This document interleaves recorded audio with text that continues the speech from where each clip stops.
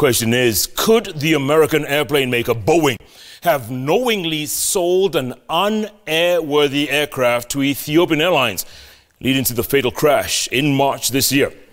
Now, a consortium of Kenyan and American lawyers representing some of the Kenyan victims believes that Boeing failed to disclose crucial information to the airline, making it difficult for ET302 to steer the plane to safety.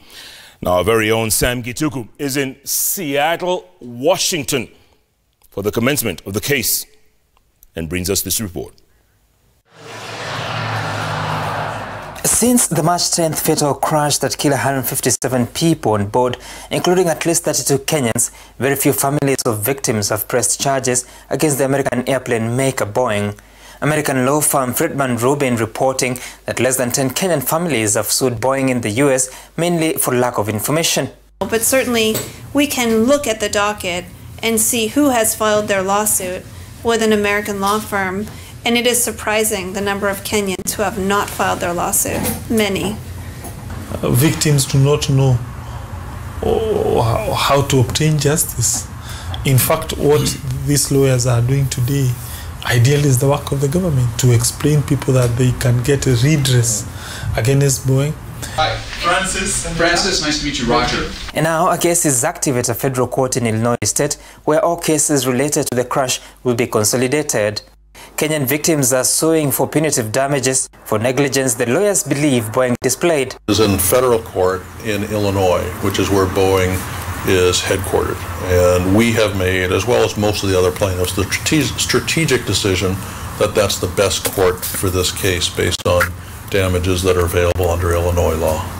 Boeing delivered a 737 MAX aircraft to Ethiopian Airlines in November 2018, barely a month after a fatal air crash of a Lion Air flight in Indonesia. 4 months later, the new plane crashed in Ethiopia. The lawyers curious how and why a new plane went down so soon, yet American Airlines had been flying fleets of the same make for more than a year with no incidents reported.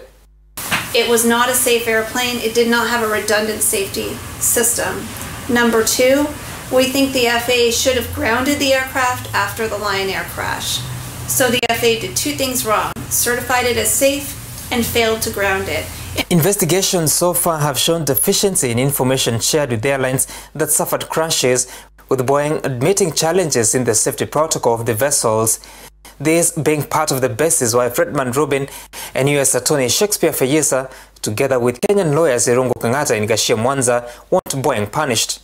In this case that we have against Boeing and all this defendant, all we have to prove is a little bit above 50%, just a little slightly, more probably true than not. That's the standard. It's not beyond a reasonable doubt. So the standard is much lower. As the victims seek justice in America, Senate Committee on Legal Affairs Chair Samson Cherargei is leading a team seeking answers on what could have gone wrong, including the status of seeking justice from the crash. Na inatakana kujulikana kuwa hapa usipoweza kutafuta haki yako kulingana na sheria kati ya miaka miwili huwezi tena kuelekea kotini kutafuta hiyo haki. For several months, 737 MAX has been grounded after that air crash in March 2019, and that means that they have not been able to operate them. But this is also a cost to their business operations, bearing in mind that this was the fastest selling airplane in the history of Boeing, with at least 5,000 orders within a very short time.